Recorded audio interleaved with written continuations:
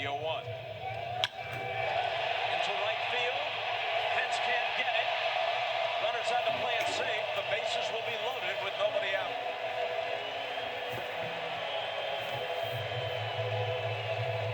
Yeah, unfortunately, Hayward got a bad read on that from second base where Baez could see it. Standing at first base Bases right away. loaded? His read was Yep, much bases better. loaded and Hayward didn't want to nobody take a out. chance, and he was out all the way back at second base as Baez was coming towards him. Watch this right here. All right, question number 1. Seeing as how you've always lived in Wisconsin, how did you come to be a Cubs fan? I can't remember starting to be a Cub fan. It seems like I was always a Cub fan. Had 3 brothers that were 7, 9, and 11 years older than I. They loved baseball, and I just went with them to every game. I can't remember how young when I started, but I was the team mascot. I took care of the bats, and I just enjoyed it so much that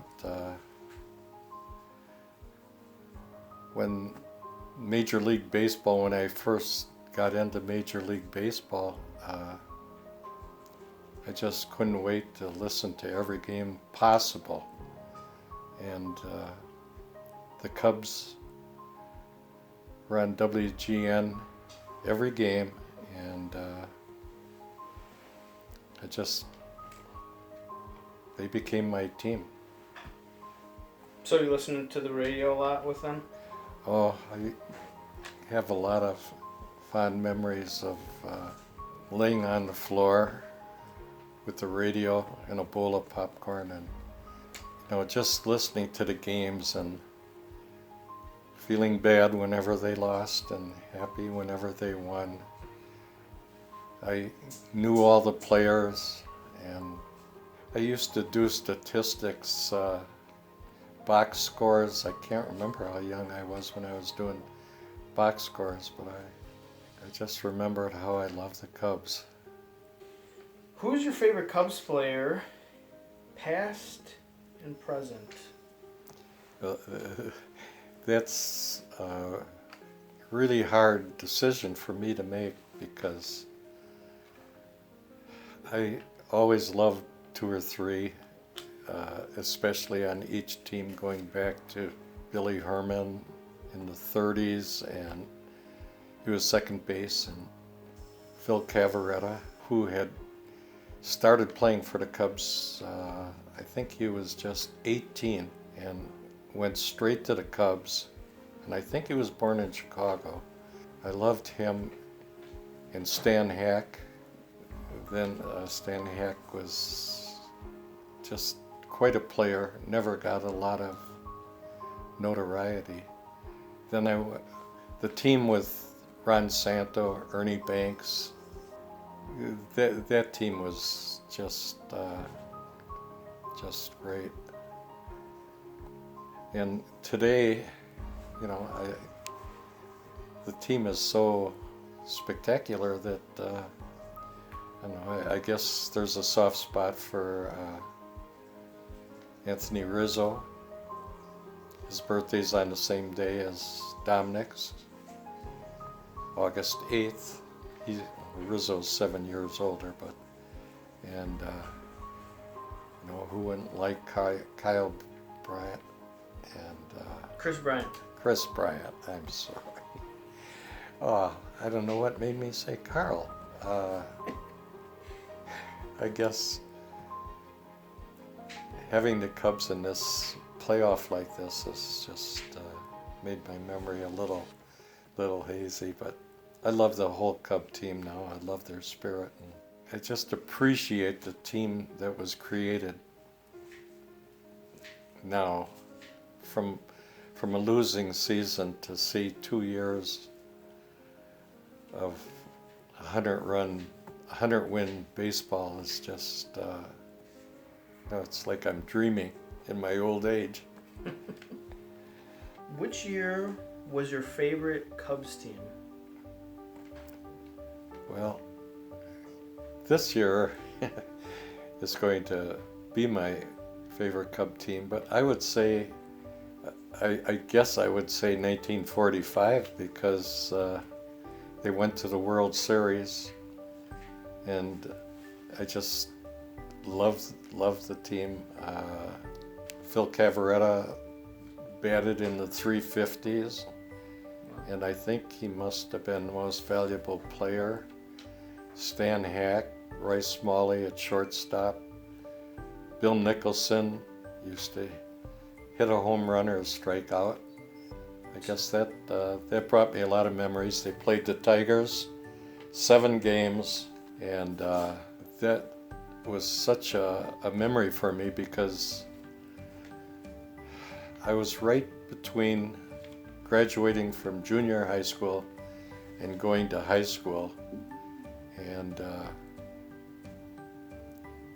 the team was just outstanding. They traded for Hank Baroe. No, they didn't trade. They bought Hank Baroe from the Yankees at mid-season, and he ended up, I don't know what his statistics were, but he was just amazing, and he really helped leading the pitching staff. He and Claude Passo helped leading them to the World Series. And they played the Detroit Tigers, and I think the Cubs won 2 shutout games. They shut out Baroe did, I think, and so did Passo. And it went to the 7th game, and Detroit won, but it was very memorable. Okay, now this one's easy. I just want you to tell tell the story you always told me about the time you went and saw the Cubs play. I think it was the Padres. Oh, yes, In the it playoffs? was. It was fantastic. I was working at American Motors at the time, and I was on salary, and vendors would come in to sell steel. That was what I was scheduling, and they were very generous, and they happened to have a ticket. Tickets were very hard to get for Chicago because the fans were just so demanding of tickets, and so they gave me 1 ticket, and I went on the train, which stopped right across the street from the ballpark, and went to look for my ticket. Went to look for my seat, and when I went in there, I kept walking and walking and walking, and I ended up almost exactly in the right field corner at the wall. But still, it was beautiful. I could see everything. And I remember right before I left from home, Graham and I were talking about the excitement, and I said, I sure hope to see a home run today by the Cubs. And she said, I just have a feeling that Bobby Denier is going to hit a home run today. And, he probably wasn't high on the list of their home run hitters. Played outfield. But anyway, in the first inning, they started hitting the home runs. Bobby Denier hit a home run. The first, I think, of about four home runs. And I remember even the pitcher, Sutcliffe, hit a monstrous homer to right field that landed right in front of my eyes. I was in the grandstand, but it went in the bleachers right near me. And it was just so exciting, and couldn't have written a happier game. And 13-0. Wow, really? I didn't realize it was 13-0. Yeah, 13-0. Next day they won again, and at that time, we used to watch the games down our rec room in our old house on 73rd Street. And then I remember they were up 2-0, and then the family came to watch game number 3, and it was an exciting game, and the Cubs lost that. And the family came for game number 4, and we lost that.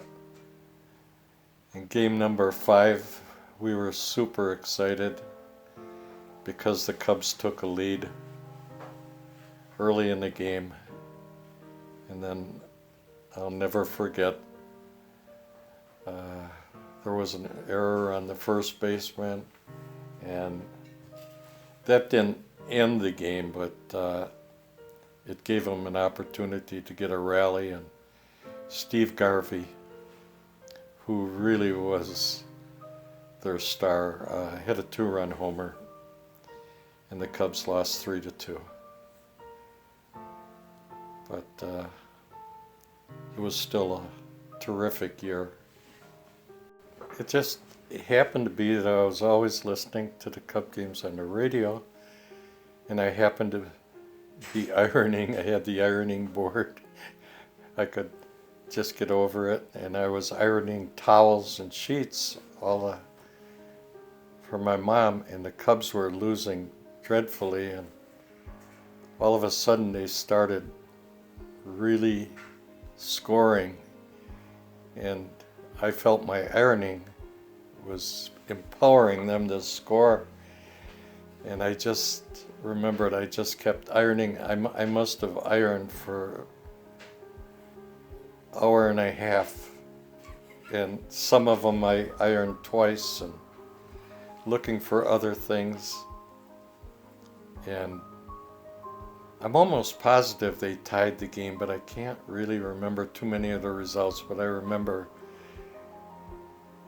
that whenever they were losing, I asked my mom if she needed any more ironing or anything.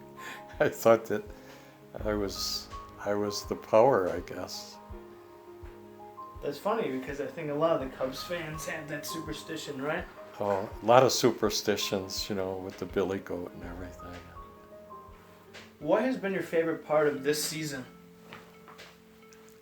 Well, my favorite part of this season is that so many players are involved. They're not just dependent, in the past sometimes, whenever it was the 9th inning and Ernie Banks wasn't going to come up to bat or Ron Santo wasn't going to come up to bat, you just had that feeling they were going to lose. But this year, it just seems like the whole team was an important part, and anything could happen, and anything, most of the good things happened. And I just give a lot of credit to Theo Epstein and their management. I thought they did a great job. What is your favorite family memory with the Cubs? Well, my favorite family memory was the one when we went, with Gene and Jill and family to the Cub game, and they had the signs, and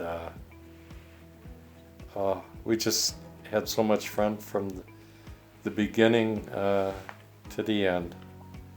Mm-hmm. The signs with Ron Say, who was the Penguin, and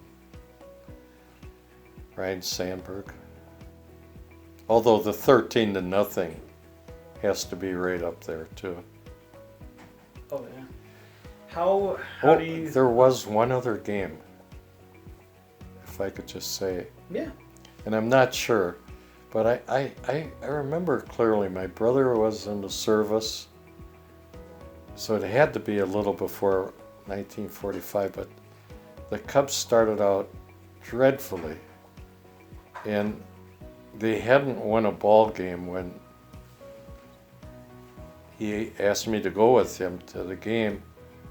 I thought it was a 0-13 they were, and it was against Cincinnati Reds, and we saw them break the streak, and I felt that my going there was part of breaking the streak, but that stands out as one of my memories. Oh yeah, that's good. Do you think that's part of the reason you're a Cubs fan too? Well, I never thought what made me a Cub fan. It seems like I was sort of born into it. Like, I can't remember liking a different team. And I could tell you all the statistics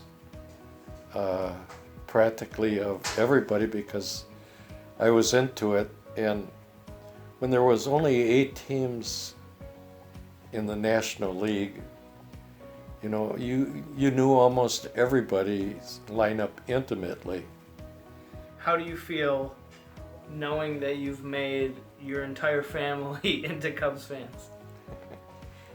I feel proud. I love my family, and I'm just happy that they do like the Cub fans, although that's not a condition. But we've had some real good times watching important games together. So after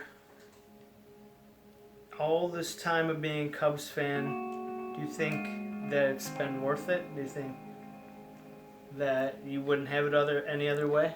Well, it's just incredible the feeling I get, and a lot of times when I go to bed after a game and that, just think, you know, I've lasted this long, and you know, it's just happy. You know, even if they don't win the series this year, it still will be, you know, one of the highlights of my life. Here's the 0-1. This is going to be a tough play. Bryant, the Cubs win the World Series. Bryant makes the play. It's over. And the Cubs